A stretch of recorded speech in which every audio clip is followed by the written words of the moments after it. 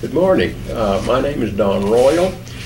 We're here in El Paso, Texas. It's August the 11th, 2007, and we're here to take the opportunity to have a visit with Tom Purdom, who is one of the pioneers of what I call the modern era of Texas family law, which began in the late 60s and early 70s with the passage of the Texas Family Code. With me today to interview Mr. Purdom is Larry Schwartz, who is our host here in El Paso. Larry is a practitioner here in El Paso and is the former chair of the Family Law Section of the State Bar of Texas back in sometime in the late 80s. So we're here to talk with Tom Purdom to get his insights and his observations and his recollections of a wonderful career and contribution to the field of Texas family law. Tom, I'd like for you to give everyone a little background on where you came from, where you were born. I know you practice in Lubbock, Texas, and how you got there. Okay, I'll give it pretty succinctly. I was born in Seymour, Texas. My family was living in Knox County. They were farmers in Knox County.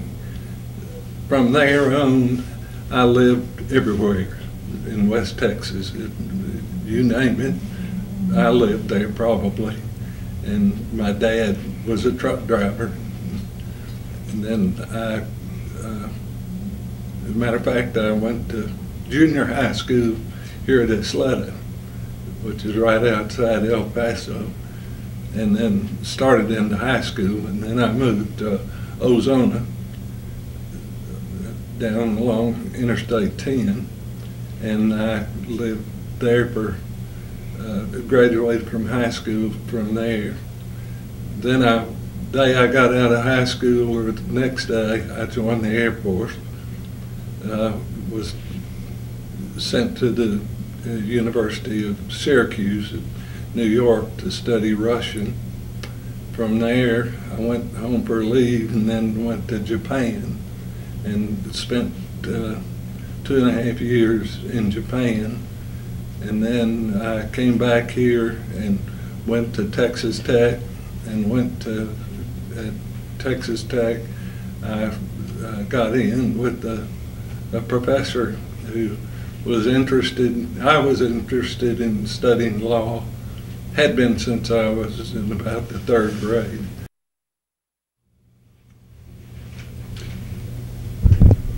You'd always wanted to go to law school. Yeah. And so how did you get to law school? Well, after I got out of the Air Force, I went to Texas Tech, and I had some credits at Syracuse and so on. And then I went, Dr. Davis helped me get a job in Washington, D.C. with Congressman George Mahon. And I went up there and went to Georgetown Law School at night, worked for him in the daytime, and worked in the U.S. House of Representatives for, I think it was 3.5 years, and graduated from Georgetown Law Center. And after I graduated from Georgetown Law Center, I came to Lubbock and started practicing law. Were you a single practitioner from the beginning? No, I was never a single practitioner. I went to work for a guy named Ernest Griffith, who did the abstract and title work. So you started out as a real estate lawyer? I started out as a real estate lawyer. And how did you evolve into family law? Well, it was complicated, But I got to tell you about my first family law case. It was my first family law case, and it was my first real estate case. The couple came in, and they wanted to sell their house, but they were getting a divorce.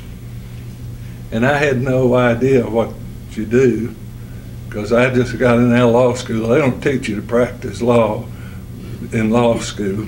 They just teach you stuff. And when I saw them there and they presented that, just red flags went up all over, and I thought, these people are getting a divorce, and there's got to be something complicated about it. So I told them goodbye, and I'd handle it, and they went away. And so I went in to Griff. He was a practical guy. And I said, Griff, what do I do? And he said, the answer is right there. And he had along the wall a copy of Corpus Juris Secundum. Well, for all of the young lawyers who don't have much experience with Corpus Juris Secundum, was that a one-volume set or a lot more? It was the law of the United States of America.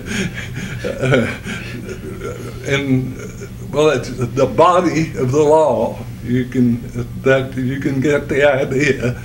So what he was telling me is there's something there that I wasn't getting. So I started out, and finally I went back to him, and I said, I couldn't find anything. And so I went back and told him, I said, Griff, I can't find anything. And he said, well, why is that? And I said, well, I don't think I have a problem. I think as long as both parties sign the deed, that there just isn't a problem. And he just died laughing, and I had learned my first lesson in the law. Everything is probably simple. We just make it complicated. Did you stay with Mr. Griffin very long? I think I worked for him for 2 years. And then I went into the district attorney's office in Lubbock. And then about a year or so later, I was elected county attorney and served as county attorney essentially for 4 years. You did primarily criminal law at that point, didn't you? Yes. And so you still hadn't really gotten into family law except for your first case? Yes. The deed? Yes. How long did you stay in the field of criminal law? Well, I've done a little criminal law ever since. In Lubbock, Texas, in that time, there were no specialists. I think we had some personal injury specialists, plenty of personal injury specialists, but nothing else. Everybody else just handled whatever came their way. Do you find that to be one of the changes, the evolution of the law, the practice of law from the time you started till now? Oh yeah, I felt perfectly comfortable then doing that, but nobody could feel comfortable practicing in all the areas of the law that I practiced in now. You practically have to be a specialist in something. What other areas did you practice in? Well, I practiced in criminal law and found there wasn't any money in that. Then I started practicing in insurance defense law, and I still do just a little bit, handle friendly suits and stuff like that, but I don't try any cases anymore. What got you interested in the family law? Well, Gene Smith, when I was county attorney, I had a juvenile case. That was just before I became county attorney. The U.S. Supreme Court had handed down an opinion in a juvenile case called In Re Galt, and that turned everything upside down. I mean, we learned all of a sudden that a juvenile had rights. I mean, we had thought before they didn't have rights. You know, you didn't have to have probable cause. You didn't have to have anything. And the burden of proof in a juvenile case was the burden of proof in a civil case, a preponderance of the evidence. We treated them as just actually non-citizens. And when we, but anyway, I was working in that, and I was working with Bob Dawson, writing Title III of the Family Code, and I helped. And what was Title III? Title III was the juvenile area of the Family Code, and it's Title III of the Family Code is what we now call the Juvenile Code. Now family law lawyers don't even pay attention to that. That's a criminal case now, but it was a civil case then, and it's still in the Family Code. And so, after you got involved with the family code in the juvenile area, did that whet your appetite? No, it really didn't. To tell you the truth, I was elected chairman of the family law section, and I attended the meetings of we had subcommittees, and I attended the meetings of the juvenile law area. Then I was elected secretary and served about a year, and then I became chairman. And when I became chairman, I heard all these things that I'd never heard before. I had no idea about the family code. And I started hearing these people talking about sections and cases and all this stuff, and finally I got to where I got an interest in it. It started working on my brain, and I got an interest in Title I and Title II. And I know it's Title V now, but it was Title II when I worked with it. To me, it's still Title II.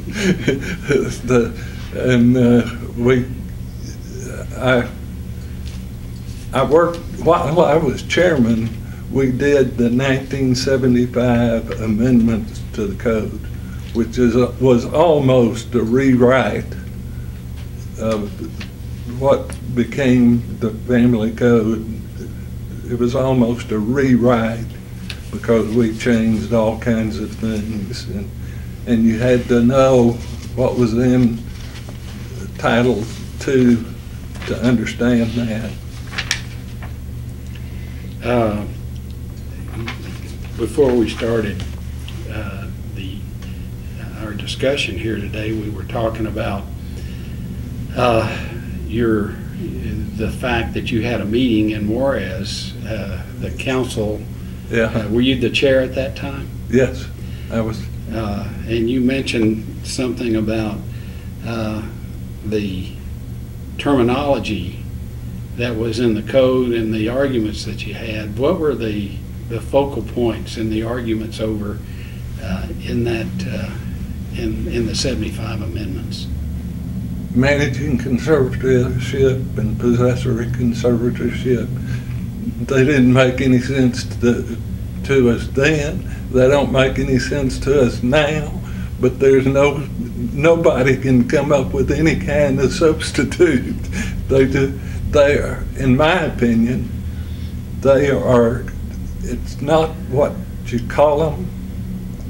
It is a problem that must be solved, and we don't handle conflict very well. We just discuss it to death, and we don't make decisions very well. And when there's a decision that just has to be made, the court has to make it, and what you use to describe that is never going to be popular. Well, as I understand it then, the problem with the terminology started in 1975. It's here today, and as I further understand it, that there's movement now to eliminate the terminology managing and possessory conservator. You can call them whatever you want to call them, and it's going to be, actually I think it started in probably about, I can't remember when it was, but it started before 1973. And nobody could think of the terminology, but whatever terminology we call it, it's not going to be popular. Well, you were on the council, from my research, you were on the council for 10 years. That was the limit then. And you were the chair for 2 years. And the reason I was told that the chair served 2 years was because the chair was required to go through one legislative session. Did you go through one legislative session? Yes. And we testified. Ken Kramer and I testified. There's one other thing that we didn't talk about, was grandparent rights. That started back there too. And I remember this vividly. There was a Episcopalian minister who testified before one of the committees, and Ken Kramer, who was the chairman of the section before me, he was an Episcopalian minister, in addition to being a lawyer. And Ken and this, two very gentle people started arguing about grandparent rights. Ken was saying that you could make anybody the possessory conservator, and this other Episcopalian priest, very gentle man, started yelling and screaming. His mother had tried to get grandparent rights, and she couldn't get them. So those two things have been controversial from the day they started to this very day. Grandparents have money, and lawyers work for money. That's as it should be, right? Right. I have a recollection of when I was on the council, of a fly-in meeting in Houston at Hobby Field.